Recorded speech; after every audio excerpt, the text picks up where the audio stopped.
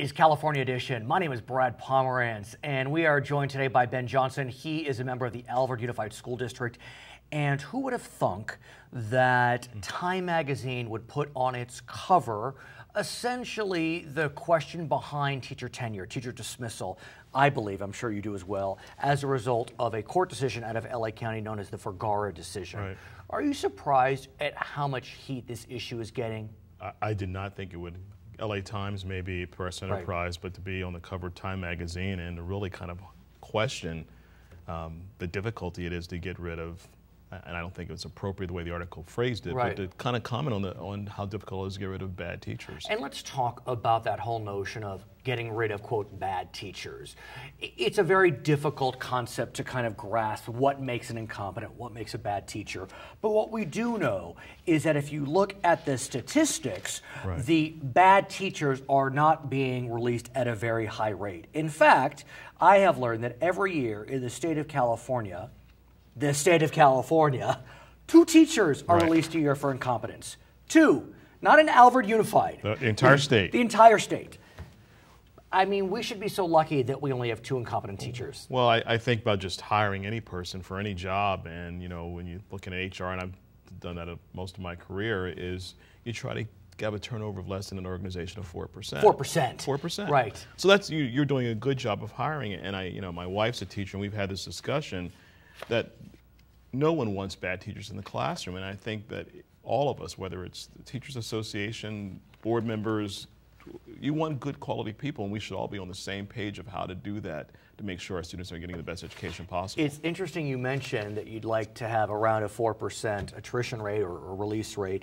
In the decision, the Vergara decision, where the trial court held that the rules were unconstitutional in terms of tenure and dismissal, the defense had argued that only about 1 to 3% of teachers would be considered incompetent, let's say, and that's a pretty good rate. Right. The court came back and said that actually shocks the conscience, that number is even too high. They said that would be up to over 8,000 teachers, and that's just not right and not fair for our students. It's not. Well, if you extrapolate that out, so if the average teacher, even as K through 3, has right. 25 students in their classroom, and you take that 8,000, how many people right. is that affecting, and how many children are that affecting lives? Because we all know that teachers yeah. affect lives. Huge. And so we shouldn't, none of us, again, right. should want anyone that's not just competent, but exceptional in front of our students. But how do we avoid the scapegoating, which at some level I think exactly what's happening. We're seeing that because, look, let's just take the defense argument that 1 to 3% are incompetent. That means 97 to 99% are competent, yeah. Yes. and yet they are all being tarnished. Well, they're being tarnished, and again, it's let's blame the teacher for all of our woes. Right. But I grew up in an era where if a teacher called my home, right. the teacher was right, not me. Right. And I talk to our teachers all the time, and they have to defend themselves. So I think it's just this complete issue of, I hate using cliches, but about raising entire village to raise a child. Right. But we all need to be accountable because we're all not holding our children accountable. A lot of us as parents don't make sure the TV should be turned off. And so all those things we should be doing to make sure that our students are getting the best education possible. But I do think that relative to this decision of everybody's bad is really a misnomer. Now, as you know, over the summer, in response to Vergara, could argue, the legislature did pass some small fixes to the teacher dismissal rules. Those focused exclusively on acts that were deemed not incompetency, but immorality. Vile acts. As a result of the Miramonte case, where, as you know, there was a teacher that was serving male fluids on a spoon. Right. And still paid. And still paid $40,000 right. To settle the lawsuit, even though he got 25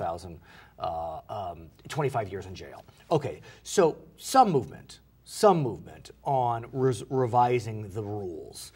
Enough? No, I don't think so. I think about most jobs that we have this discussion before, but most jobs it takes about 5 years to get even, if you're got an employee benefit plan, to get fully vested in an employee benefit plan. So I don't think, and as I had to talk to my wife about these issues, that at 18 months, because that's what it really is when you're a teacher, that you really are at your peak, or you can really even evaluate fully if someone should be or not. I don't think 18 is enough, even for a principal, to tell if that person's, for lack of better words, competent or not. So and think about that, because let's just say, for argument's sake, someone goes to college, they graduate at 22, they get their master's, hopefully, at 23. That means at 24 and a half, life protection. For them doing the job. But my point is, though, even for that teacher that's brand new, I think we need more time to give that person the benefit of the doubt on either side. Well stated, right. If they're good or not. So you can't tell someone in their first year, they're just looking to find their room. I mean, the first year, no one is exceptional. So the second, third, fourth year, you'll see that kind of level move up. As you may know, other states have different tenure rules. 32 have 3-year tenure, 9 have 4 or 5-year tenure. Do you think that the legislature could push this a bit? Do you think that the legislature has the cojones? No. I wish they would, but I wish CTA would be the one taking the lead. The California Teachers Association. They are the agency, the organization that protects teachers, and I think, maybe I'm biased because we have a good relationship with our association president, and they've been proactive with us when we've had situations with teachers that shouldn't be in the classroom, and have worked with us to kind of move that process forward. So CTA, as opposed to the legislature or the community revolting about this issue, it should be CTA, in my opinion, that should be saying, you know what, if we're doing the right thing and people are doing this job for longer, then maybe 3 to 5 years is more of a reasonable time to push that tenure mark. And I think most people agree tenure is needed, but 2 years is probably too soon. So let's talk about a potential revolt, because there are 4 states that have no tenure. I am not sure if that came as a result of initiative, referendum, legislature, whatever it may be. But look, we have a very active initiative referendum process. It's fairly easy to get an initiative or referendum on the ballot.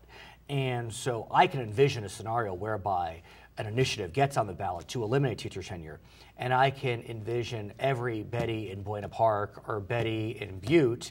They may be blue as the sea in the sky, but yet they'll still vote to eliminate teacher tenure. I think when most, and I agree with you, I think what most people say is, I don't have that on my job. And most people know someone that shouldn't be in the classroom. We all do. I mean, I've known people that shouldn't be teaching children. They didn't love children. They didn't think all children could learn. That may be the exception, but when you ask me that question, one person clearly pops into my head. And so with regard to that one person, what's happening with that one person? They're not teaching anymore. And they were eliminated from the classroom. Because there was that kind of partnership that I think should occur in most places where the association was proactive with us to say, we agree with you. But did you have to pay this person off? No, we did not. We helped them realize this was no longer the right profession for them. But how often does that happen, sir? I don't think it happens enough if you talk about the percentages. I think that in order to do that properly, I mean, there is a process, and it takes a good principal that's working with, quite frankly, working with the association leadership. Oh, really? And developing a process to get that person out of the classroom. So there is a process, and so it's not easy. It's not as easy as, in my industry, if someone's not doing their job, you can put them on a written warning, and a couple of months later, if they're not doing it, they don't have a job. I do believe that anytime you're taking someone's income away and livelihood away, it should be difficult. It should be difficult. Yes, we understand. But it shouldn't be so difficult that it's hurting our children. So when we speak next year, at the end of 2015, let's say, do you believe we will have reform to teacher tenure, teacher dismissal? I hope we do. I think, though, with most things, I think people are used to it just continue the way it has. Inertia's strong. And unfortunately, it'll just stay the same. Okay, his name is Ben Johnson with the Alvord Unified School District. I'm Brad Pomerance. It's California Edition.